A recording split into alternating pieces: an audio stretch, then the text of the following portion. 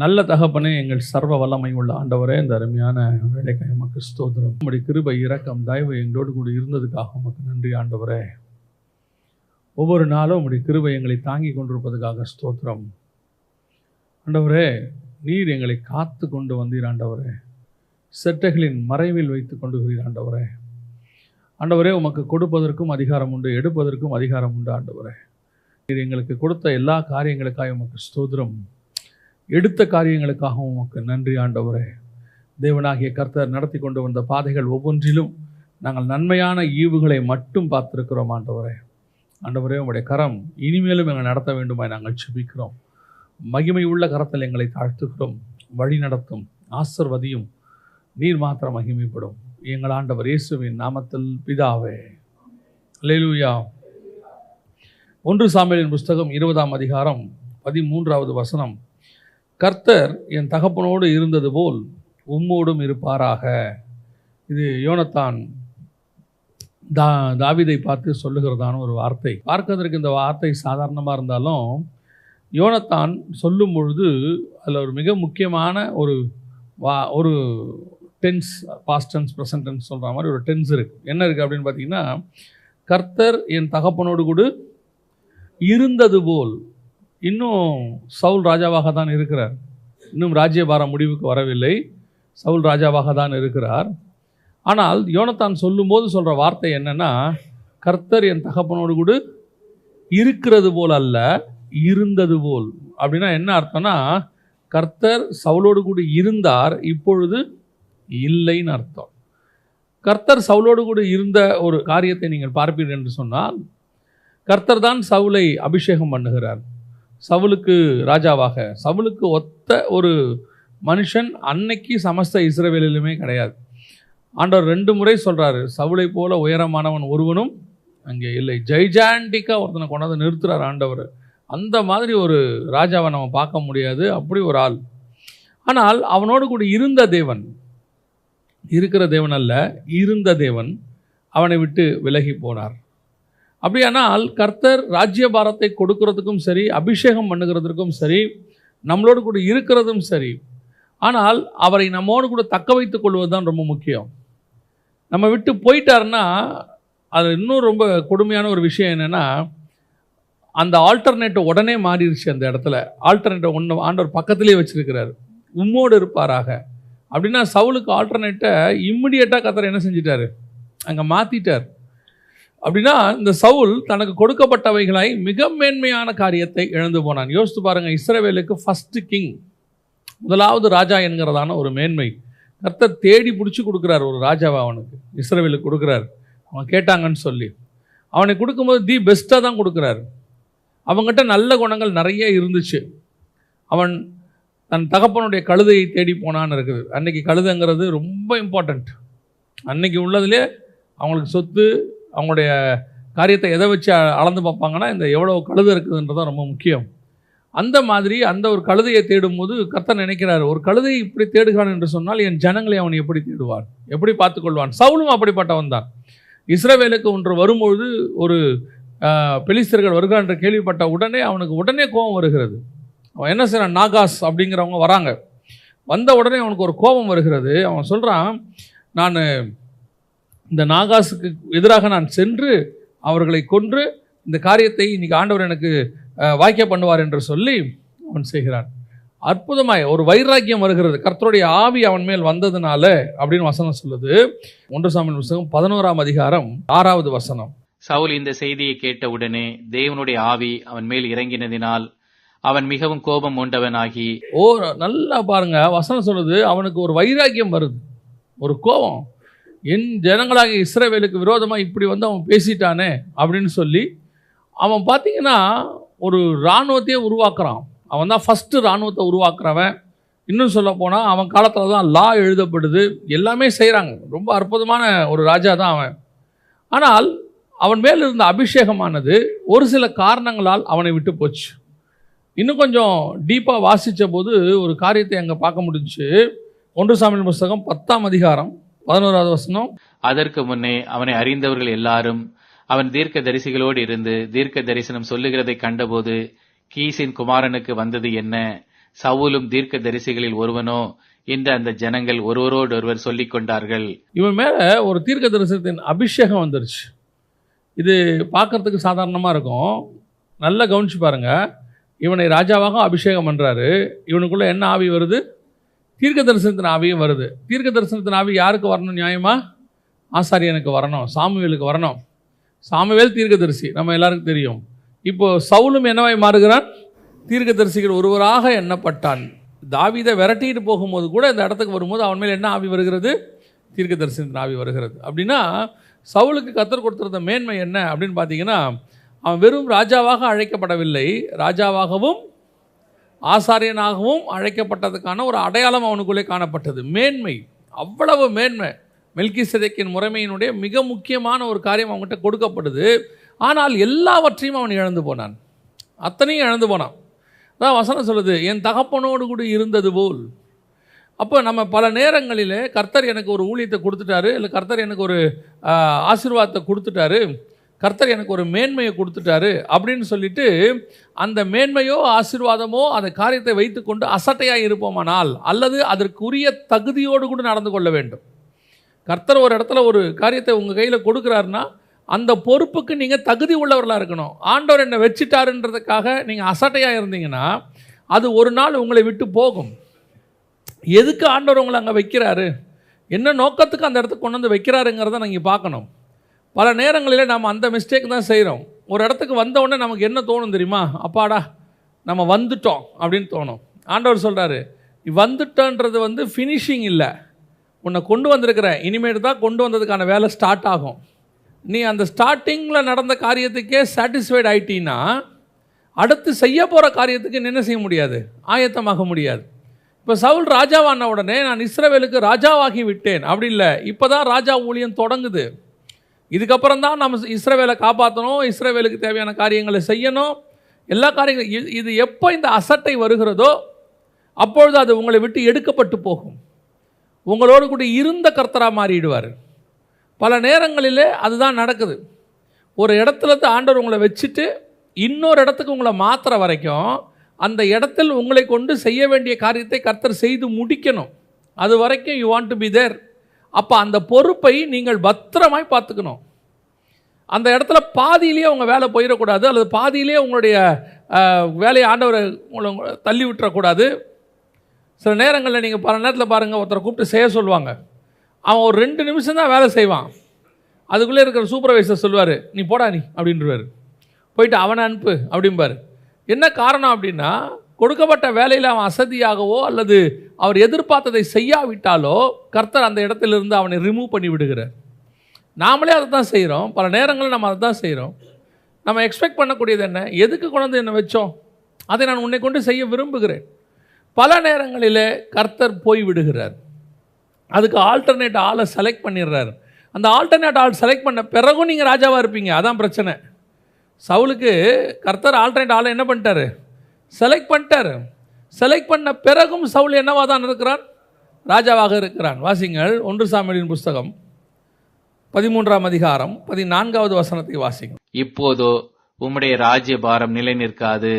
கர்த்தர் தம்முடைய இருதயத்திற்கு ஏற்ற ஒரு மனுஷனை தமக்கு தேடி அவனை கர்த்தர் தம்முடைய ஜனங்கள் மேல் தலைவனாயிருக்க கட்டளையிட்டார். கட்டளை இடுவாரா? இட்டாரா? இட்டார். ஃபினிஷ்ட். ஆல்டர்னேட் வந்தாச்சு, ஓவர். என்ன காரணம்? கர்த்தர் எதிர்பார்த்த எதிர்பார்ப்பு உங்ககிட்ட ஒரு எக்ஸ்பெக்டேஷன், ஸ்பிரிச்சுவல் எக்ஸ்பெக்டேஷன். ராஜாவாகவும் தீர்க்கதரிசியாகவும் அபிஷேகம் பண்ணப்பட்டவன். எவ்வளோ பெரிய மேன்மை பாருங்க. அப்பேற்பட்ட மேன்மை உடையவன் ரொம்ப சர்வசாதாரணமாக ராஜ்யபாரத்தின் 2வது வருஷத்தில் அது எழுந்துட்டான். அந்த வசனம் சொல்லுது, சவுல் ராஜ்யபாரம் பண்ணி 1 வருஷம் ஆயிற்று. அவன் இஸ்ரவேலில் 2ஆம் வருஷம் அரசாண்ட போது நடந்த சம்பவம். அதுக்கப்புறம் 38 வருஷம் ராஜாவாக இருக்கிறான். அவனுடைய அழைப்பு போயிருச்சு. கர்த்தர் அவனை விட்டு போய்விட்டார். ஆனால் இருக்கிறான்னு நினச்சிக்கிட்டே இருக்கிறான். இதுதான் இன்னைக்கு உங்கள் ஆவிக்குரிய வாழ்க்கையில் இருக்கிற பிரச்சனை. ஸ்பிரிச்சுவலி ஊழியத்தில் இருக்கிற நிறைய பேருக்கு இதுதான் பிரச்சனை. ஊழியம் தொடங்கியாச்சு, ஆவிக்குரிய வாழ்க்கை தொடங்கியாச்சு. ஆனால் நாம் செய்கிற காரியங்களை கர்த்தர் பார்த்துக்கிட்டே இருக்கிறார். நான் என்ன நோக்கத்துக்கு உன்னை கூட்டிகிட்டு வந்தேன், என்ன நோக்கத்துக்காக உன்னை அபிஷேகம் பண்ணேன், என்ன நோக்கத்துக்காக உன்னை வேறு பிரித்தேன், அந்த நோக்கத்தை நாம் நிறைவேற்றுகிறோமா, அல்லது அதில் சஸ்டைன் பண்ணுறோமா, இன்னும் நிற்கிறோமா அதில், அல்லது அதை விட்டு விட்டு போய்விட்டோமா? அதுதான் கர்த்தர் எக்ஸ்பெக்டேஷன். அப்படி செய்யும்பொழுது, நாம் அதை விட்டு விலகும்போது கர்த்தர் நம்மை விட்டு விலகி விடுகிறார். அதான் பிரச்சனை. இப்போ சவுலை விட்டு விலகிட்டார். இப்போ பார்த்தீங்கன்னா சவுலுக்கு இந்த விஷயமே தெரில. எனக்கு இந்த அதிகாரத்தை படிச்சுட்டே வரும்போது ரொம்ப ஆச்சரியப்பட்ட ஒரு விஷயம் என்னென்னா, கர்த்தர் சவுலை விட்டு விலகின உடனே, அந்த வசனம் சொல்லுது 16-14, கர்த்தருடைய ஆவி சவுலை விட்டு நீங்கினார், கர்த்தரால் வரவிடப்பட்ட ஒரு பொல்லாத ஆவி அவளை கலங்க பண்ணி கொண்டிருந்தது. எப்போ கர்த்தருடைய ஆவியானவர் போயிட்டாரோ ஒரு பொல்லாத ஆவி வந்துடும். இதில் என்ன பிரச்சனை? பொல்லாத ஆவி வந்துச்சு, சவுல் யுத்தத்துக்கு போய் ஜெயிச்சான். பொல்லாத ஆவி வந்துச்சு, சவுல் ராஜ்யபாரம் பண்ணிக்கிட்டு இருக்கிறான். பொல்லாத ஆவி வந்துருச்சு, ஒரு இடத்துல சவுல் அதுக்கப்புறம் தீர்க்க தரிசனம் உரைக்கிறான். அப்போ இந்த பொல்லாத ஆவி இருந்ததுக்கும் கர்த்தருடைய ஆவி இருந்ததுக்கும் என்ன டிஃபரன்ஸ்? கர்த்தருடைய ஆவியானவர் சவுலின் மேல் இருந்தார், அப்போ அவர் ராஜ்யம் போய் சண்டை போட்டான், ஜெயிச்சான். கர்த்தருடைய ஆவியானவர் சவுலின் மேல் இருந்தார், ராஜ்யபாரம் பண்ணி கொண்டிருந்தான், அவன் போய் தீர்க்க தரிசனம் உரைத்தான். சரி, ஆவியானவர் போயிட்டாரு, கர்த்தருடைய ஆவி போயிடுச்சு, இப்போவும் யுத்தம் பண்ணுறான், ஜெயிக்கிறான், இப்போவும் ராஜ்யபாரத்தில் உட்காந்துட்டு இருக்கிறான். இப்போவும் ஒரு இடத்துக்கு போகும்போது திடீர்னு தீர்க்க தரிசனம் சொல்லிட்டான், நாமாவுக்கு போகும்போது அவன் தீர்க்க தரிசனம் சொல்லிட்டான். அதைத்தான் மிக மிக ஆபத்தான சிச்சுவேஷன். கர்த்தருடைய ஆவியானவர் போன பிறகும் எல்லாமே இமிடியேட்டாக சேஞ்ச் ஆகிடும்னு அர்த்தம் இல்லை.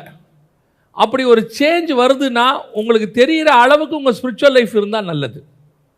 சில நேரத்தில் நீங்கள் நல்லா தேவனிட்டு ஜெபம் பண்ணிகிட்டே இருக்கும்போது ஒரே ஒரு நாள் நீங்கள் ஜெபிக்காவிட்டால் உங்களுக்கு ஒரு டிஃப்ரென்ஸ் தெரியும். ஆரம்பத்தில் அந்த ஃபஸ்ட்டு டே தெரியும், ரெண்டாவது நாள் நீங்கள் போகும்போது ஏதோ நீங்கள் இப்போ நீங்கள் பாருங்களேன், 2 வேளை சாப்பிட்லன்னு ஆட்டோமேட்டிக்காக உங்கள் பாடி என்னவாகும்? அப்படியே சோர்ந்து போக தொடங்கும்.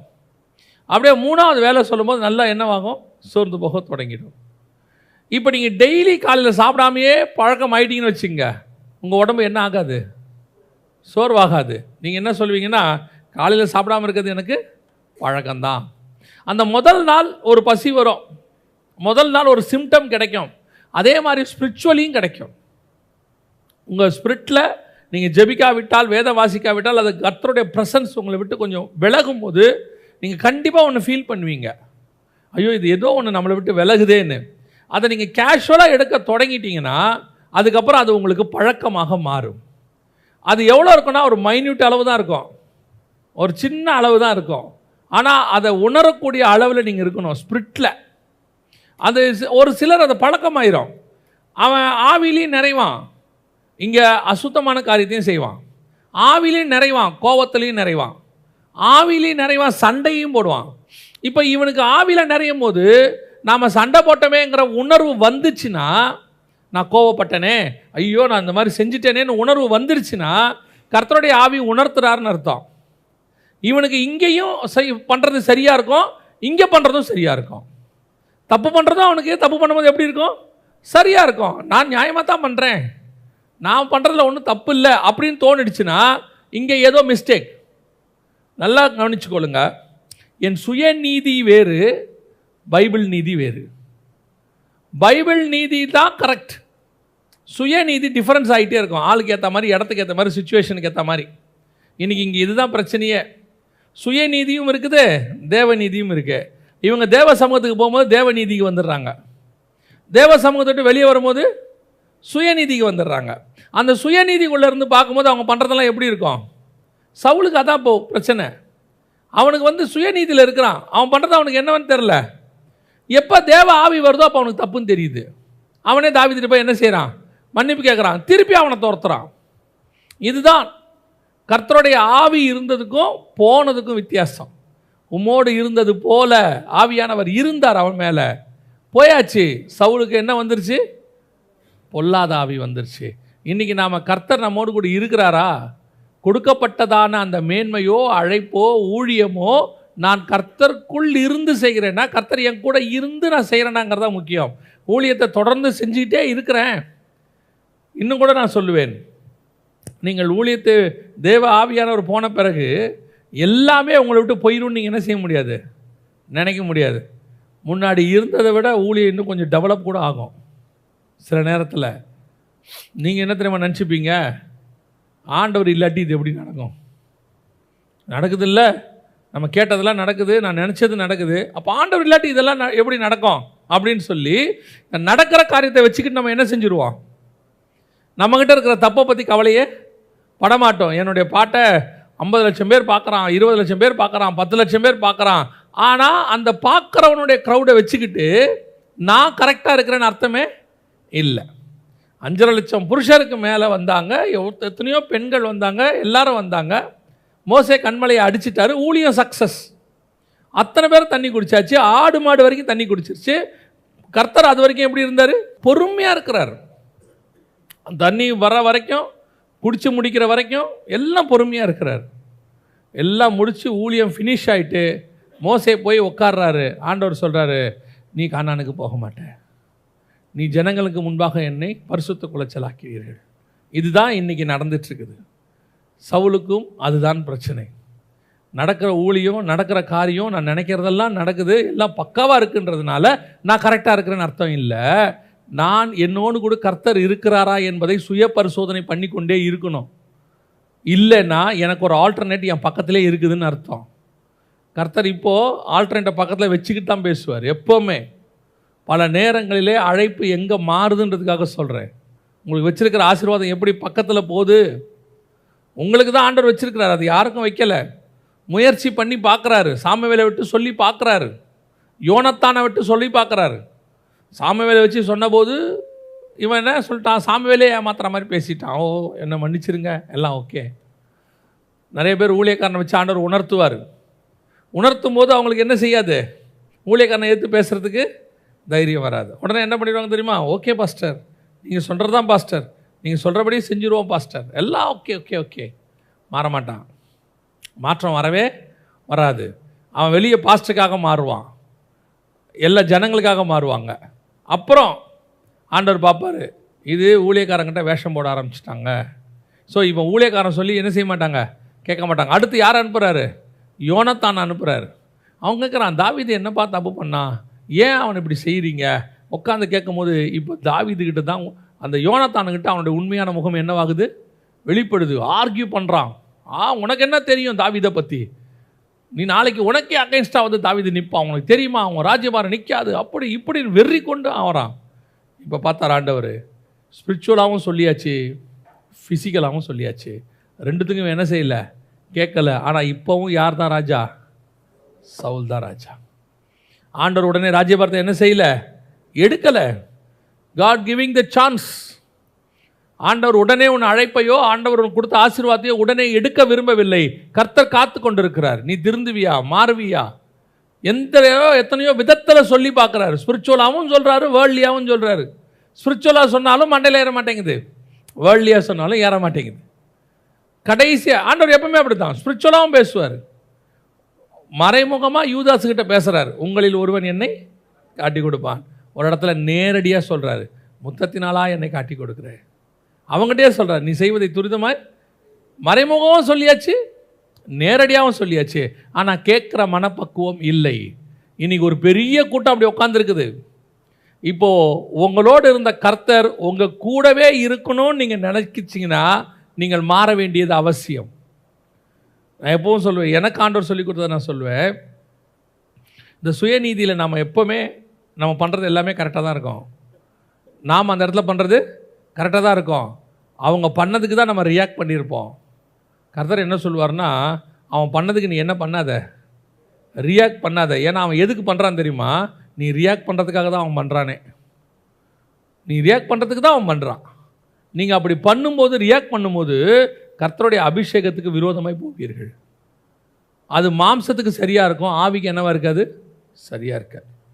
ஒரு நாள் நீங்கள் உங்கள் அபிஷேகத்தை இழந்து போவீர்கள். ஆண்டவர் சொன்னார், யாருக்கும் சரிசமாக நீ என்ன செய்யாத, பதில் சொல்லவே சொல்லாத.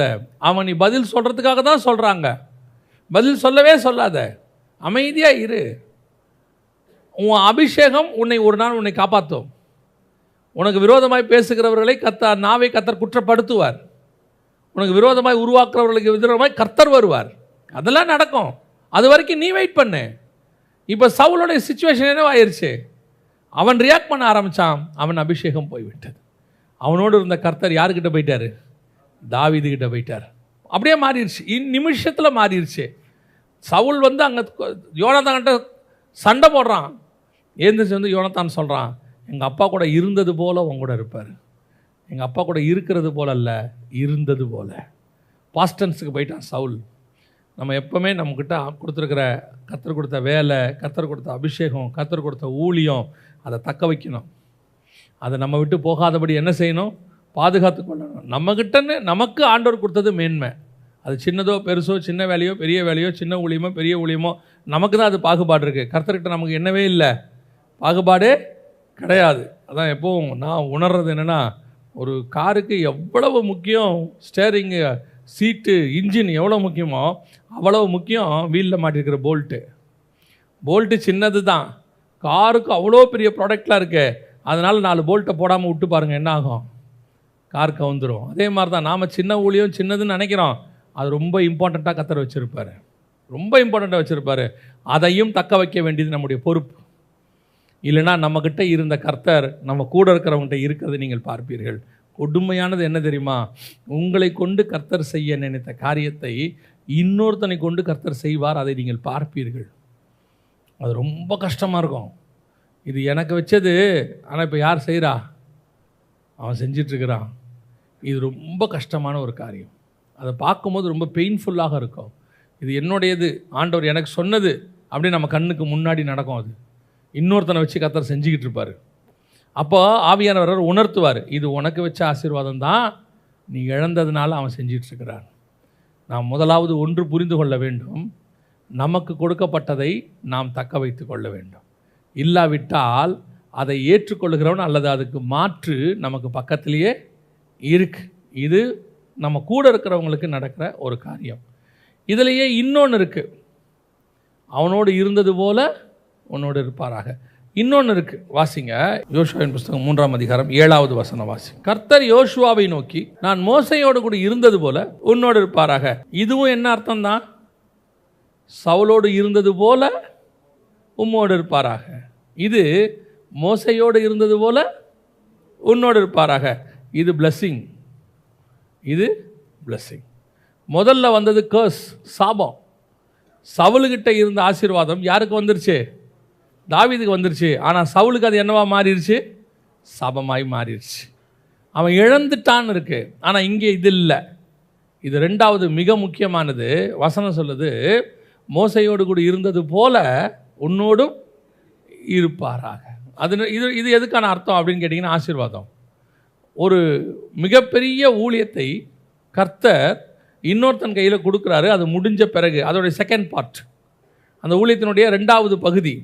அந்த 2வது பகுதியை செய்வதற்கு ஆண்டவர் சொல்கிற ஆசீர்வாதமான வார்த்தை என்னென்னா, மோசையோடு கூட இருந்தது போல உன்னோடு இருப்பார்.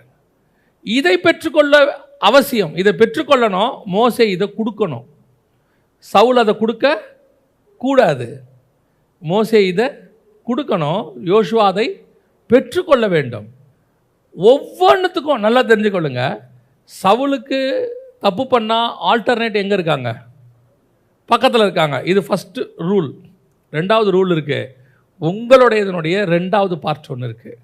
இந்த உலகத்தில் எதுவுமே உங்களோட முடியறது இல்லை. உங்களுக்கு அப்புறமும் கர்த்தர் ஒன்று வச்சிருக்கிறாரு. உங்களுக்கு கொடுக்கப்பட்ட பொறுப்பில் ஒன்று என்ன தெரியுமா? நீங்கள் செய்யும் பொழுது அதை பத்திரமாய் பாதுகாத்து கொண்டு செய்ய வேண்டும். 2வது, அதை அடுத்தவங்ககிட்ட கொடுத்துட்டு போகிறதுக்கு ரெடியாக இருக்கணும். நம்ம எப்பவுமே நெக்ஸ்ட் ஜென்ரேஷனையோ அடுத்த காரியத்தையோ உருவாக்க வேண்டியது யாருடைய பொறுப்பு? அதுவும் நம்ம பொறுப்பு தான். அதுவும் நம்ம தான் சரி பண்ணணும். இன்னைக்கு நிறைய பேர்கிட்ட இந்த ஃபார்முலா, இந்த பாயிண்ட் மிஸ் ஆகுது. அவங்க கரெக்ட், அவங்க மோசே. ஆனால் யோசுவாவை ரெடி பண்ணியிருக்கிறோமா? மோசே கிட்ட இருந்தது இப்போ யாருக்கிட்ட இருக்குது? யோசுவா கிட்ட இருக்குது. அதாவது அந்த இடத்துல பார்த்தீங்கன்னா ஜனங்களை லீட் பண்ணுறது, லீடர்ஷிப். அந்த இடத்துல சொல்கிறேன், லீடர்ஷிப்.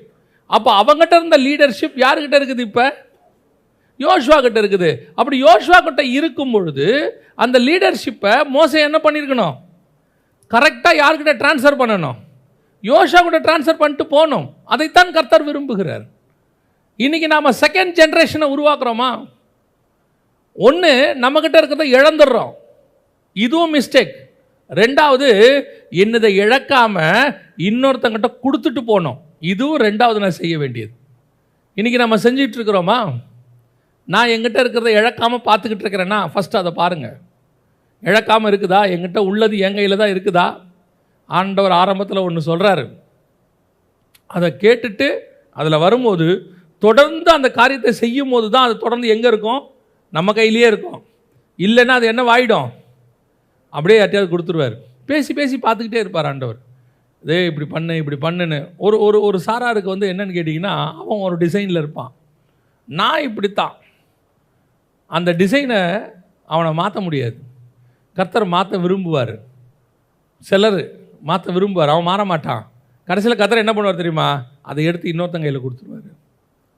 அது நடக்கக்கூடாது. ஆனால் ரெண்டாவது, அப்படி கர்த்தர் உங்களுக்கு கொடுத்த ப்ரீஷியஸான விஷயத்தை அடுத்தவங்ககிட்ட கொண்டு போய் கொடுக்குற வரைக்கும் நான் பத்திரமா வச்சுக்கணும். ரெண்டாவது, அதை இன்னொருத்தங்க கையில் என்ன செய்யணும்? கொடுக்கணும். மோசையோடு கூட இருந்தது போல உன்னோடும் இருப்பாராக. நெக்ஸ்ட் ஜென்ரேஷன் அதை வாங்குவதற்கு யோசுவாவை ரெடி பண்ணான். மோசே வந்து ரொம்ப அழகாக செய்வான் யோசுவாவை. பாருங்கள், லீடர்ஷிப் ஒருத்தனை நீங்கள் செகண்ட் ஜென்ரேஷன் உருவாக்குறதுங்கிறது பக்கத்தில் உட்கார வச்சு செதுக்கிறது இல்லை. நான் சொல்கிறது புரியுதா? பக்கத்தில் உட்கார வச்சு செதுக்கிறது இல்லை. இப்போ சாலமோனுக்கு தேவாலயம் கட்டும்போது 2 தூண் செய்வாங்க, பார்த்துருக்கீங்களா? ஒன்று போவாஸ், இன்னொன்று யாக்கீன்.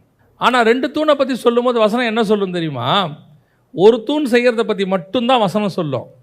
இன்னொரு தூணை பற்றி சொல்லும்போது இந்த தூணை போலவே இன்னொன்றையும் செய்தான்னு இருக்கும்.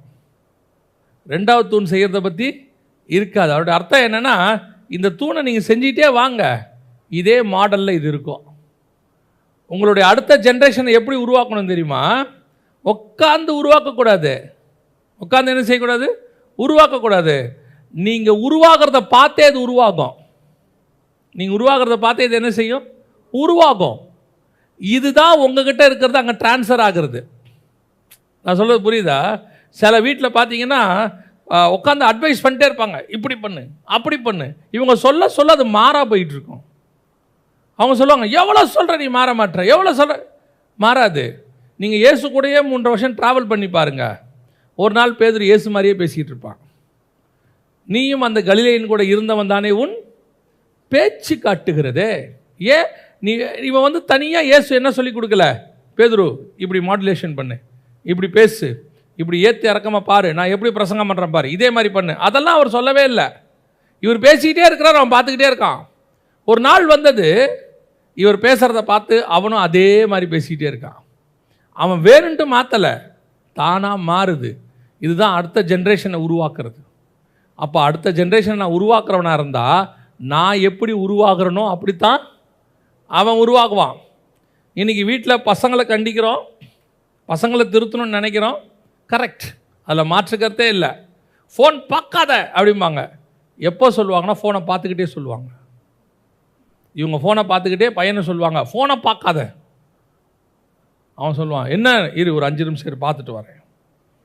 அவன் சொல்லுவான், நான் 10 நிமிஷம் இருங்க பார்த்துட்டு வரேன். ஏன் நீ பார்த்துக்கிட்டே இருந்தால் அவனு என்ன செய்ய போகிறான்?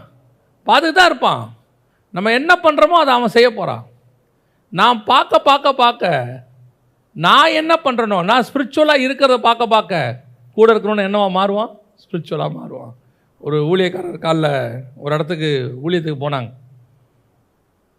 ஒரு எல்லாம் அப்போல்லாம் வந்து ஜப வீடு மொத்தமாக படுத்துருப்பாங்க எல்லோரும் அப்படியே வரிசையாக. 5 மணி ஆச்சு. இந்த ஊழியக்காரர் காலைல 5 மணிக்கு ஜோம் பண்ணுற பழக்கம்.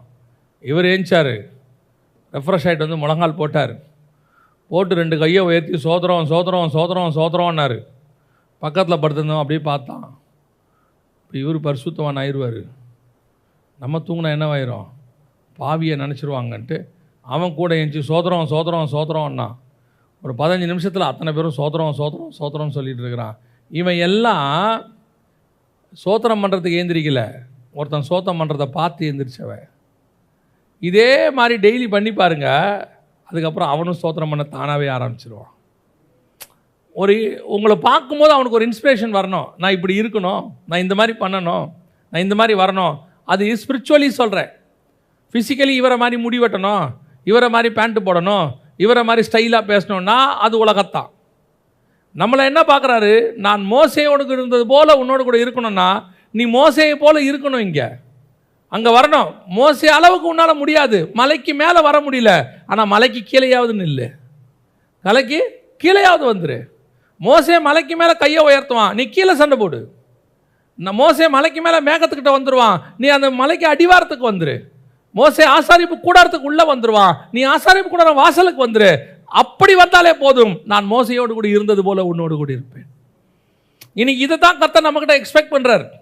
ஒன்று நம்மகிட்ட இருக்கிறத விட்டுறோம், ரெண்டாவது நம்மகிட்ட இருக்கிறத நெக்ஸ்ட் ஜென்ரேஷன் கொடுக்க மறந்துடுறோம். இன்னைக்கு எத்தனையோ காரியங்கள் ரெண்டாவது ஜென்ரேஷன் இல்லாமல் போயிடுச்சு, எத்தனையோ பொக்கிஷங்கள் இல்லாமல் போயிடுச்சு. இன்னைக்கு வெளிப்படுத்தின விசேஷம்னு ஒன்று நமக்கு கிடைச்சிருக்குதுனாலே இன்னொரு ஜென்ரேஷனுக்கிட்ட அது போய் சேர்ந்ததுனால தான் நம்மக்கிட்ட வந்துச்சு. பாலிகிராஃப் கிட்ட போகாட்ட இருந்திருந்தா, யோவானுக்கிட்ட வந்து பாலிகிராஃப் கிட்ட போகாமல் இருந்திருந்தா யோவான் நமக்கு வெளிப்படுத்தின விசேஷமே என்ன செஞ்சிருக்காது, வந்திருக்காது. அப்போ நமக்குள்ள ஒரு மைண்ட் இருந்துகிட்டே இருக்கணும். ஒரு நல்ல தாய் என்ன பண்ணுவாங்க தெரியுமா, நல்ல தாய் என்ன செய்வாங்க தெரியுமா, ஒரு 6 வயசு 7 வயசுலேருந்து பிள்ளைய என்ன செஞ்சுவாங்க, அப்படியே ரெடி பண்ணிக்கிட்டே வருவாங்க. எல்லாரும் பேர் சொல்லுவாங்க பாருங்கள், இது எங்கள் அம்மாவுடைய கைப்பக்குவம்பாங்க, இது எங்கள் அம்மாவுடைய சுபாவம்பாங்க. என்ன காரணம், அவங்க அப்படியே கூட செஞ்சுக்கிட்டே வருவாங்க, அவங்கள கூட நின்று பார்த்துக்கிட்டே இருப்போம், அப்பாவுடைய சுபாவங்களை பார்த்துக்கிட்டே இருப்போம். ஏன்டா இப்படி கோவப்பட்டு தொலைகிறவங்க அப்பா மாதிரிம்பாங்க. காரணம் என்ன, அவரை பார்த்து பார்த்து பார்த்து இவனுக்கு என்ன வந்துருச்சு, கோவம் வந்துருச்சு. அதே நேரத்தில் ஒரு சில பசங்க இருக்கிறாங்க, அப்பா குடிகாரனாக இருப்பார், இவன் குடிக்கவே மாட்டான். ஏன் தெரியுமா, இந்த அப்பாவை பார்த்து பார்த்து பார்த்து இந்த மாதிரி நான் என்ன செஞ்சிடக்கூடாது, போயிடக்கூடாதுன்னு போயிடுவான். ஆனால் கர்த்தர் நம்மகிட்ட என்ன எதிர்பார்க்குறாருன்னா, என்னை பார்க்க பார்க்க பார்க்க என்னுடைய சாயலாய் நீ மாற வேண்டும் என்று விரும்புகிறார். இந்த காரியத்தை தான் பவுல் சொல்கிறாரு, நான் உங்களுக்கு மாதிரிகளை வைத்து விட்டு போகிறேன், நான் உங்களுக்கு மாதிரியாக இருக்க விரும்புகிறேன். நெக்ஸ்ட் ஜென்ரேஷனுக்கு I want to be a model. நான் இன்னைக்கு இருக்கிற இதே நிலைமைக்கு இன்னொரு ஜென்ரேஷனை கொண்டு வரணும். அப்போ ஆண்டவர் சொல்கிறாரு, நான் மோசையோடு கூட இருந்தது போலவே உன்னோடு இருப்பேன். சவுலுக்கிட்ட இருந்து வந்துட்டேன், ஆனால் மோசைக்கிட்டேருந்து வரல. மோசைக்கிட்ட எப்படி இருந்தனோ அப்படியே உன் கூடயும் இருப்பேன். மோசையும் விடலை, அவர் கடைசி வரைக்கும் மோசையோட அடக்காராதனை வரைக்கும் பண்ணுறாரு. ஆனால் இவனை பார்த்து சொல்கிறாரு, மோசை கூட இருந்தது போலவே உன்னோடும் இருப்பேன். இது ரெண்டாவது காரியம் நாம் செய்கிறோமா? ரெண்டாவது, மோசை கூட இருந்த மாதிரி ஆசீர்வாதம் நமக்கு வருதா? நம்முடைய முன்னாடி ஜென்ரேஷனில் இருக்கிறோடைய ஆசீர்வாதம் நம்ம கையில் வருதா? நாம் அதை என்றைக்காவது எதிர்பார்க்குறோமா? எலிசா எதிர்பார்க்குறான், எலியாவுடைய ஆசீர்வாதம் எனக்கு என்ன வரணும், அப்படியே வரணும், 2 மடங்காக வரணும். இதான் விரும்பணும். ஒரு ஆளை பார்க்கும்போது இதை விட நான் நல்லா ஆண்டவர்கிட்ட வரணும், இன்னும் தேவசாயலாய் மாறணும், இன்னும் என்னுடைய பாஸ்டரை விட நான் நல்லா பிரசங்கம் பண்ணணும், அவரை விட இன்னும் நல்லா நான் தியானிக்கணும், இன்னும் வசனத்தை கற்றுக்கணும், இந்த எண்ணம் வரணும். இதான் மோசையோடு இருந்தது போல யோசாவோடு இருப்பேன், அதான் உன்னோடு இருப்பேன் அர்த்தம். நாம் என்ன நினச்சிக்கிறோம், மோசை கூட இருந்தது போல். நம்மால் உடனே நினைக்கிறது என்ன, அவன் பார்வோன் குமாரத்தில் அரண்மனையில் எப்படி இருந்தான் அதே மாதிரி ஆண்டவர். அவர் சொல்கிறார், அந்த 40 வருஷம் அவனை விட்டுட்டு நான் வந்துட்டேன், அவனை கூட்டிகிட்டு வந்துட்டேன். மீதியான வனாந்தரத்துக்கு வந்த பிறகு தான் நானே வந்தேன் அவன்கிட்ட. அது வரைக்கும் அங்கே பத்திரமா வச்சுருந்தேன். ஆனால் அதல்ல, நான் எப்படி அவன் கூட இருந்தேன், ஒரு சிநேகிதனை போல் அவன் கூட இருந்தேன். அதான் அழகாக வசனம் சொல்லும், முகமுகமாய் தேவனோடு பேசின மனுஷன் மோசையை போல் அதுக்கு முன்னாடியும் இல்லை அதுக்கு பின்னாடியும் இல்லை. இப்போ நம்ம என்ன வாஞ்சிக்கணும் தெரியுமா, ஆண்டவரே மோசை கூட இருந்தது போல் என்னோட இருக்கணும்னா அவன் உம்மை முகமுகமாய் தரிசித்தான், நானும் உம்மை முகமுகமாய் தரிசிக்கணும். ஸ்பிரிச்சுவலி யோசிக்கணும். மோசை கூட உடனே மோசை மாதிரி வல்லமை, உடனே மோசை மாதிரி கோலை கீழே போட்டால் பாம்பாக மாறணும், பாம்பை பிடிச்சா கோலாக மாறணும். இப்போ அதெல்லாம் வேணாம். நம்ம எந்த செங்கடலையும் பிளக்க போகிறதில்ல, எதையும் ரத்தமாக மாற்ற போகிறதில்ல. இப்போ அதெல்லாம் தேவையே இல்லை, அதெல்லாம் வேண்டாம். ஆண்டவர் அதெல்லாம் கேட்கல. ஆண்டவர் எதை கேட்குறாரு தெரியுமா, மோசே எப்படி ஸ்பிரிச்சுவலி என் கூட இருந்தான், எப்படி நடந்தான், எப்படி என் கூட பேசினான், எப்படி முகமுகமாக தரிசித்தான், அது உங்ககிட்ட வரணும். அதுதான் மோசே கூட இருந்தது போல உன்னோடு கூட இருப்பேன். கடைசியாக ஒரு காரியம் வாசிங்க, என்னாகமத்தின் புஸ்தகம் 14ஆம் அதிகாரம் 9வது வசனத்தை வாசி. கர்த்தருக்கு விரோதமாக மாத்திரம் கலகம் பண்ணாதிருங்கள். அந்த தேசத்தின் ஜனங்களுக்கு நீங்கள் பயப்பட வேண்டியதில்லை. அவர்கள் நமக்கு இரையாவார்கள். அவர்களை காத்த நிழல் அவர்களை விட்டு விலகி போயிற்று. அவர்களை காத்த நிழல் அவர்களை விட்டு விலகி போயிற்று. அவங்க கூட இருந்த நிழல் இப்போ எங்கே இருக்குது, நம்ம கூட இருக்கிறார். இது கடைசி. எதிரிகளோடு இருந்த தேவன் இப்போ யார்கிட்ட இருக்கிறாரு? நம்ம கூட இருக்கிறார். முன்னாடி என்னுடைய அபிஷேகம் ஊழியம் அதை அப்படியே அடுத்து இன்னொருத்தங்கிட்ட, அதாவது மிஸ் ஆகி போயிடக்கூடாது. ரெண்டாவது, என்னுடைய ஜென்ரேஷன் அடுத்த ஜென்ரேஷனுக்கு போகணும். என்னுடைய ஊழியம் அடுத்த ஜென்ரேஷனுக்கு போகணும். என்னுடைய கர்த்தர் எங்கிட்ட கொடுத்த வல்லமை, கர்த்தர் எங்கிட்ட கொடுத்த வரம், கர்த்தர் எங்கிட்ட கொடுத்ததான மகத்துவங்கள் அடுத்த ஜென்ரேஷனுக்கு கடத்தணும். அங்கே போகணும், இது இருக்கணும். அப்படின்னா எங்கிட்ட இருந்த கர்த்தர் அவங்ககிட்ட இருக்கணும்னு விரும்பணும் யோசுவா கிட்ட. ஆனால் சவுல் அதை விரும்பக்கூடாது. ஆனால் இது அப்படி அல்ல, எதிரிகள்கிட்ட இருந்தது. வசனம் சொல்லுது, அவர்களை காத்த நிழல் இப்பொழுது விலகி போயிற்று, கர்த்தரோ நம்மோடு இருக்கிறார். இப்போ யோசிச்சு பாருங்க, எதிரிகள்கிட்ட என்ன இருந்துச்சு? காத்த நிழல். இப்போ அவங்களையும் யார் தான் காப்பாற்றினது? கர்த்தர் தான் காப்பாற்றிருக்கிறார். இப்போ அவங்க தேசம் எப்படி இருந்துச்சு? கானான் தேசம் பாலும் தேனும் ஓடுற தேசம். அடுத்த வசனம் சொல்லுது, அரணிப்பான பட்டணம். அவன் ஒரு திராட்சை கொலை தூக்கிட்டு வந்தான். எப்படி இருந்துச்சு? ஒரு கொலை எத்தனை பேர் தூக்கிட்டு வந்தான்? 2 பேர் தூக்கிட்டு வந்தான். அப்படி தானே சொல்லுது வசனம். அவர்கள் ஒரு திராட்சை கொலையை 2 தூக்கி கொண்டு வந்தார்கள். ஒரு திராட்சை கொலையை இவ்வளோ பெருசு இருக்கியா, நீ அந்த தேசத்துக்கு போனோங்கிற, அங்கே போய் எங்கத்து சாகிறதுன்னு சொல்லி அவன் கேட்குறான். ஆனால் இவ்வளத்தையும் இது வரைக்கும் யார் தான் காத்ததான்? கர்த்தர் தான் காத்து வச்சிருக்கிறார்.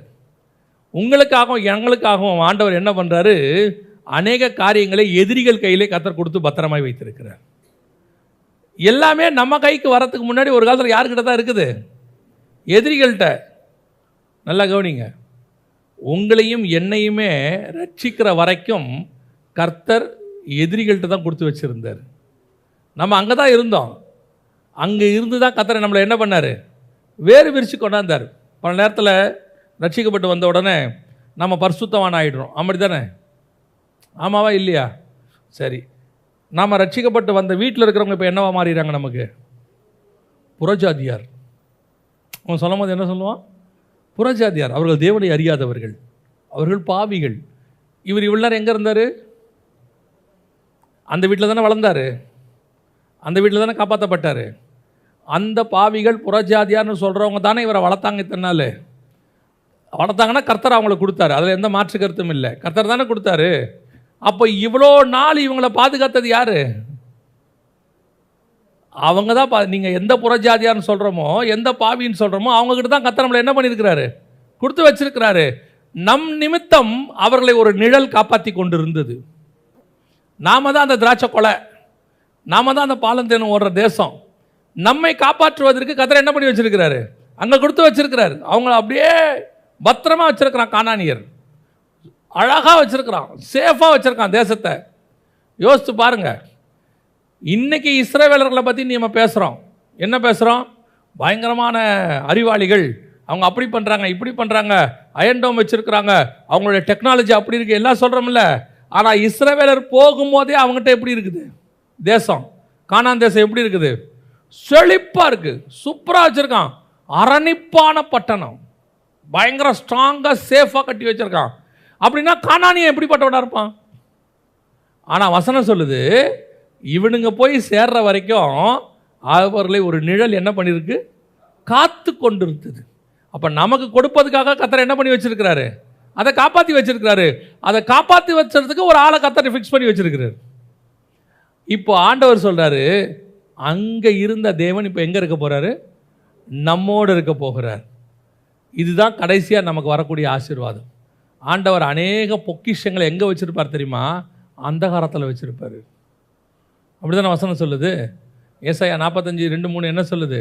நான் உனக்கு முன்னே போய் கோணலானவைகளை செவ்வையாக்குவேன். உன்னை பெயர் சொல்லி அழைக்கிற இஸ்ரவேலின் தேவனாகிய கர்த்தர் நானே என்று நீ அறியும்படிக்கு வெண்கல கதவுகளை உடைத்து இருப்பு தாழ்பால்களை முறித்து அந்தகாரத்தில் இருக்கிற பொக்கிஷங்களையும் ஒளிபீடத்தில் இருக்கிற புதையல்களையும் உனக்கு கொடுப்பேன். என்ன பொக்கிஷம்? அந்தகாரத்தில். அந்தகாரம்னா நம்ம எல்லாருக்கும் தெரியும், இருள். அந்தகாரங்கிறது பைபிளை பொறுத்த வரைக்கும் பாவம். ஆனால் பொக்கிஷம் எங்கே தான் இருக்குது? நீங்கள் நான் ரட்சிக்கப்படுறதுக்கு வரைக்கும் எங்கே இருந்தோம்? அந்தகாரத்தில் இருந்த பொக்கிஷம். நீங்கள் நான் அந்த அந்தகாரத்தில் இருக்கிற பொக்கிஷம். ஆனால் கர்த்தர் ஒரு நாள் புறஜாதியாரை அனுப்பி நம்மை அந்த பொக்கிஷத்தை கர்த்தர் பத்திரமாய் பாதுகாத்து வச்சிருந்தார். ஒரு நாள் கர்த்தர் புறஜாதியார் காலம் வரும்பொழுது, கோரேசின் காலம் வரும்போது அந்தகாரத்தில் இருக்கிற பொக்கிஷத்தை வெளியே எடுத்தார். உங்களை என்னையும் அங்கிருந்து மீட்டு கொண்டு வந்தார். அது வரைக்கும் நம்மை ஒரு நிழல் காப்பாற்றி கொண்டிருந்தது. 8வது படிக்கும்போது நினைக்கிறேன், ஸ்கூலுக்கு போகும்போது ஒரு மாடு திடீர்னு மிரண்டு ஓடி வந்து தூக்கி அடிச்சிச்சு. அன்னைக்கும் கர்த்தர் கிருபையாய் என்னை காப்பாற்றினார். அன்னைக்கும் காப்பாற்றினார். இப்பவும் சொல்லுவேன், ஒரு நிழல் நான் அந்தகாரத்தில் இருக்கும் போதே என்னை காப்பாற்றி கொண்டு இருந்துச்சு. நான் கானானுக்குள் இருக்கும் போதே அந்த நிழல் என்னை காப்பாற்றிக்கிட்டே இருந்துச்சு. ஆண்டவருக்கு தெரியும், ஒரு நாள் இந்த பொக்கிஷம் தேவைப்படும். நீங்களும் நானும் தேவைப்படுவோம். 18 வயசில் ரட்சிக்கப்பட்டீங்க, 20 வயசில் ரட்சிக்கப்பட்டீங்க, 30 வயசில் ரட்சிக்கப்பட்டீங்க. அந்த 30 வருஷமும் அந்தகாரத்துக்குள் உங்களை காப்பாற்றினது யார்? அதான் வசனம் சொல்லுது, அவர்களை காத்த நிழல். யார்? கானானியர். அவங்ககிட்ட இருக்கிற எதையும் கற்றுக்காத. ஆண்டவர் சொல்கிறார், அவங்ககிட்ட இருக்கிற எதையும் கற்றுக்காத. யார் கானானியர்கள்? கானானியருடைய வழிபாடுகள் எல்லாம் அருவருப்பானவைகள்னு பைபிள் சொல்லுது. ஆனால் அவர்களையும் ஒரு நிழல் காப்பாற்றி கொண்டிருந்தது. அந்த அந்த கானானியர்களுக்குள்ளே தான் நீங்கள் நானும் இருந்தோம். கர்த்தர் அருவருக்கிற எத்தனையோ வழிபாடை நம்ம செஞ்சுக்கிட்டு இருந்தோம். கர்த்தர் அருவருக்கிற எத்தனையோ பாவத்தை நம்ம செஞ்சுக்கிட்டு இருந்தோம். ஆண்டவர் சொல்கிறாரு, அன்னைக்கும் உன்னை தான் நான் தான் என்ன செஞ்சுக்கிட்டு இருந்தேன்? காப்பாற்றிக்கிட்டு இருந்தேன். இப்போ அவர்களை காத்த நிழல், என்னைக்கு நான் இயேசுவை ஏற்றுக்கொண்டு தேவ ஜனமாக மாறிட்டேனோ இப்பொழுது அது நம்மை காப்பாற்றி கொண்டிருக்கிறது. அல்லேலூயா. இப்போ இடம் மாறிடுச்சு, தேவன் மாறவே இல்லை. இப்போவும் நம்ம நம்பணும், இன்னைக்கு காக்கிற என் தேவன் நேற்றும் என்னை காப்பாற்றினார். இன்று என்னை காப்பாற்றுகிற தேவன் நாளையும் என்னை காப்பாற்றுவார். நான் இருக்கிறது அந்தகாரமாக, நான் இருக்கிறது ஒளி இடத்துல இருக்கிறதா முக்கியம் இல்லை. என்னை ஒரு நிழல் காப்பாற்றி கொண்டே இருக்கிறது. அந்த நிழல் என்னை காப்பாற்றி கொண்டே வரும். யோசித்து பாருங்கள், கானானியர்களுக்கு ஒரு நிழல் காப்பாற்றுச்சு. இஸ்ரவேல் ஜனங்கள் வனாந்தரத்தில் வராங்க, வெயில் இல்லையா? வனாந்தரத்தில் வரும்போது பாலைவனத்தில் என்ன இருக்கும்? வெயில். இப்போ இவங்களுக்கு என்ன நிழல்? ஒரு மேகஸ்தம்பம் காப்பாற்றிட்டு இருந்துச்சு. அப்போது யோசா அந்த இடத்துல சொல்கிற வார்த்தை என்ன வார்த்தை? திருப்பி வாசிங்க அதை. கர்த்தருக்கு விரோதமாக மாத்திரம் கலகம் பண்ணாதிருங்கள். அந்த தேசத்தின் ஜனங்களுக்கு நீங்கள் பயப்பட வேண்டியதில்லை. அவர்கள் நமக்கு இரையாவார்கள். அவர்களை காத்த நிழல் அவர்களை விட்டு விலகி போயிற்று. அவர்களை காக்கின்ற நிழலா காத்த நிழலா? காத்த நிழல். அதுவும் பாஸ்டன்ஸ். காத்த நிழல் அப்படின்னா என்ன அர்த்தம்? அது வரைக்கும் அது காப்பாற்றிட்டு இருந்துச்சு அந்த நிழல். அந்த நிழல் தான் இன்னைக்கு உங்களுக்கும் எனக்கும் மேகஸ்தம்பமாக மாறி காப்பாற்றி கொண்டு இருக்குது. அந்த நிழல் இங்கே வந்துருச்சு. இப்போ நம்மளும் அதை காப்பாற்றிட்டு வந்துக்கிட்டு இருக்குது. அவர்களை விட்டு அது விலகிருச்சு. ஒரு நாள் நாம் அங்கே இருந்தோம், அந்த நிழல் நம்மளை காப்பாற்றி கொண்டு இருந்தது. இப்போ நம்ம அங்கேருந்து இங்கே வந்துட்டோம், வனாந்தரத்துக்கு விடுதலையாக்கப்பட்டுட்டோம். இன்றைக்கி ஒரு நிழல் நம்மை காப்பாற்றி கொண்டிருக்கு. ஆனால் அன்னைக்கு இருந்த நிழல் அந்தகாரத்தின் நிழல், இன்றைக்கி இருக்கிற நிழல் மேகஸ்தம்பத்தின் நிழல், பரிசுத்தாவியின் நிழல். இதுதான் ரொம்ப முக்கியம். ஒன்று மட்டும் நமக்கு தெரியணும், நான் அந்தகாரத்தில் இருக்கும் போதும் சரி காப்பாற்றி கொண்டிருந்தது கர்த்தர் தான். இப்போ நான் மாறி இங்கே வரும்போதும் சரி என்னை காப்பாற்றி கொண்டிருக்கிறது கர்த்தர் தான். அதே தான் ரட்சிக்கப்படாமல் இருக்கிறாங்க பாருங்கள், உங்கள் வீட்டார், உங்கள் நண்பர்கள், அவர்களையும் இன்றைக்கும் காப்பாற்றி கொண்டிருப்பது யார் தான்? கர்த்தர் தான் காப்பாற்றிக்கிட்டு இருக்கிறார். பல நேரங்களில் கர்த்தருடைய கரம் தான் அங்கே இருக்கு. எதுக்கு தெரியுமா? அவர்களும் அந்தகாரத்தில் இருக்கிற பொக்கிஷம். அவர்களும் அந்த நிழலிலிருந்து ஒரு நாள் எந்த நிழலுக்கு வருவாங்க தெரியுமா? இந்த மேகஸ்தம்பம் என்கிற நிழலுக்கு வருவாங்க, வெளிச்சத்தின் நிழலுக்கு வருவாங்க, ஒளியின் நிழலுக்கு வருவாங்க. அதுக்கு தான் கர்த்தர் வச்சிருக்கிறார். இந்த 3 காரியங்கள் ரொம்ப முக்கியம். ஒன்று, சவுலின் மேல் இருந்த அபிஷேகம் யார்கிட்ட போயிடக்கூடாது? தாவீதுகிட்ட போயிடக்கூடாது. அதை இழந்துடக்கூடாது. தாவீதுக்கு போகக்கூடாது அர்த்தம்னா, நான் எங்கிட்ட இருந்த அபிஷேகத்தை நான் என்ன செஞ்சிடக்கூடாது? அப்புறம் நான் எப்படி மாறிடுவேன் தெரியுமா? என்னோடு கர்த்தர் இருந்தார்னு ஆகிடும்.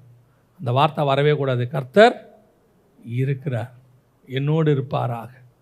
2வது, மோசையோடு இருந்த தேவன் கண்டிப்பாக யாரோடு இருக்கணும்? என்னோடு கூட இருக்கணும். மோசே கூடயும் இருக்கணும், என் கூடயும் இருக்கணும். அங்கே சவுல் கூட இருக்க மாட்டார், தாவீது கூட இருப்பார். 2ல் யாராவது ஒருத்தர் தான். ஆனால் இங்கே அப்படி இல்லை. மோசே கூட இருந்தது போல என்னோடு இருப்பார். கடைசியாக என் எதிரிகள்கிட்ட ஒரு நிழல் இருந்துச்சு. அந்த நிழல் ஏன் அங்கே காப்பாற்றுச்சுன்னா, நான் ஒரு நாள் அங்கே இருந்தேன். அதனால் இப்போ நான் வனாந்தரத்துக்கு வந்துட்டேன். இப்போ அந்த நிழல் எங்கே வந்துருச்சு? இங்கே வந்துருச்சு. ஸோ இந்த நிழல் நான் கானான் போகிற வரைக்கும் எனக்கு மேலே இருந்துக்கிட்டே இருக்கும். அல்லேலூயா. நம்ம ஜெபிக்க போகிறோம். இந்த 3லுமே ஒரு காரியம்தான் பொதுவானது. கர்த்தர் எங்கே இருக்கிறார்? உன் எதிரியோடு இருக்கிறாரா? அல்லது உன் மேலே இருக்கிற அபிஷேகத்தை நீ தொலைச்சிட்டு உன்னை விட்டு போயிட்டாரா? வேறு யாருக்கிட்டையாவது போயிட்டாரா? அல்லது உன்னுடைய மென்டர், உனக்கு முன்னாடி இருந்தவருடைய அபிஷேகம் அவன் மேலே இருக்கா? இது எல்லாத்துலேயும் மூணுலேயும் ஒரே விஷயந்தான், கர்த்தர் உன்னோடு கூட இருக்க வேண்டும். கர்த்தர் நம்ம கூட இருக்கணும். நம்ம எதிரிகிட்ட இருந்த கர்த்தர் நம்மக்கிட்ட இருக்கணும். நம்மளை விட்டு அவர் போயிடக்கூடாது. நம்முடைய மூப்பர்கள்ட்ட இருக்கிறது 2 மடங்காக நம்மக்கிட்ட இருக்கணும். எல்லாத்துலேயும் ஒன்று தான், அங்கே இருந்தது நம்ம கூட இருக்கணும். அவ்வளோதான். உங்களை ஆராய்ந்து பாருங்கள். தேவன் உங்களோடு இருக்கிறாரா அல்லது உங்களை விட்டு போயிட்டாரா? உங்கள் கூட இருக்கிற காரியங்கள்லாம் கரெக்டாக நடக்குதுங்கிறதுனால கர்த்தர் கூட இருக்கிறான்னு அர்த்தம் இல்லை. சுய பரிசோதனை பண்ணி பார்க்கணும். கூட இருந்தால் கர்த்தர் கூட இருக்கிறதுக்கு ஸ்பிரிச்சுவலி சுய பரிசோதனை பண்ணி பார்க்கணும். 2வது, ஒரு வாஞ்சை இருக்கணும். ஆண்டவரே, மோசேக்கிட்ட இருந்தது எனக்கு வரணும் ஆண்டவரே, அதே மாதிரி எனக்கும் வரணும் ஆண்டவரே, அது இருக்கணும். கடைசியாக எதிரிகள்கிட்ட இருந்த நிழல் இப்போ என் மேலே இருக்கணும் ஆண்டவரே. ஒரு நாள் நான் அங்கே இருந்தேன், அதனால் நீங்கள் பாதுகாத்தீங்க. இன்றைக்கி நான் இங்கே இருக்கிறேன், என் மேலே மேகஸ்தம்பம் இருக்கணும் ஆண்டவரே. ஒப்பு கொடுப்போமா தெய்வ சமூகத்தில்? அந்த வாஞ்சை கர்த்தரோடு இருக்கணும், கர்த்தரோடு நடக்கணும், கர்த்தரோடு பேசணும். அந்த வாஞ்சை தான் ரொம்ப முக்கியம். அந்த வாஞ்சை தான் ரொம்ப முக்கியம். இது எல்லாத்துலேயும் கடைசியாக ஒன்று தான், கர்த்தர் என் கூட இருக்கணும், நான் கர்த்தரோடு இருக்கணும், கர்த்தர் என்னை விட்டு விலகிடக்கூடாது, கர்த்தர் எங்கிட்ட இருக்கிறத எடுத்து யார்ட்டையும் கொடுத்துடக்கூடாது. இதுதான் நம்மளுடைய எதிர்பார்ப்பு, விருப்பம், வாஞ்சை. ஒப்பு கொடுத்து ஜெபம் பண்ணுவோமா? ஆண்டவரே, எனக்கு அப்படிப்பட்ட ஒரு ஆவிக்குரிய வாழ்க்கையை கொடுங்க. எங்கிட்ட இருக்கிறத யாருக்கிட்டையும் எடுத்து கொடுத்துடாதீங்க. எங்கிட்ட இருக்கிற நிழல் வேறு எந்த பக்கமும் போயிட வேண்டாம். எனக்கு மூப்பர்கள்ட்ட இருக்கக்கூடிய, ஊழியக்காரங்கிட்ட இருக்கக்கூடிய, உங்ககிட்ட இருக்கக்கூடியது எனக்கு அப்படியே அபிஷேகம் எனக்கும் வேணும் ஆண்டவரே. ஒப்பு கொடுத்து ஜெபம் பண்ணுவோமா? சர்வ வல்லமை உள்ள எங்கள் தகப்பனே, இந்த காலை வேளைக்காக உமக்கு நன்றி ஆண்டவரே. இந்த மாதம் முழுவதும் கிருபை இரக்க தயவு நடத்த வேண்டுமே நாங்கள் செபிக்கிறோம். விசேஷமாய் ஆண்டவரே, நீர் எங்களுக்கு கொடுத்துருக்கிற அபிஷேகம், நீர் எங்களுக்கு கொடுத்துருக்கிறத ஊழியம், நீர் எங்களுக்கு கொடுத்துருக்கிறதான வாழ்வு, இதை ஒரு நாள் நாங்கள் இழந்து போய்விடாதபடிக்கு நாங்கள் எப்பொழுதும் உண்மை உள்ளவர்களாக உமக்கு முன்பாக நிற்க கர்த்தர் கிருபை தருவீராக. சவுல் இழந்தது போல நாங்கள் இழந்துடக்கூடாது ஆண்டவரே. எங்களை எத்தனையோ காரியங்களை வச்சுருக்கிறீங்க, நாங்கள் இழந்துடக்கூடாது. மேன்மைகளை கொடுத்துருக்குறீங்க, நான் இழந்துடக்கூடாது. நாங்கள் அதை மோசேக்கிட்ட இருந்து யோசுவா வாங்கின மாதிரி வாங்கணுமே ஒழிய, எங்ககிட்ட இருந்து அடுத்து போன மாதிரி இன்னொரு ஜென்ரேஷனுக்கு தான் போகணுமே ஒழிய, நான் அதை இழந்து விடக்கூடாது ஆண்டவரே. அப்படி இழந்துட்டால் நாங்கள் பரிதபிக்கப்பட்டவர்களாக மாறிடுவோம்ப்பா. கிருபையுள்ள கரத்தில் எங்களை தாழ்த்துகிறோம். முடிவு பரியந்தம் ஓடி முடிக்க கிருபை பாராட்டும் எங்கள் ஆண்டவர் இயேசுவின் நாமத்தில் பிதாவே.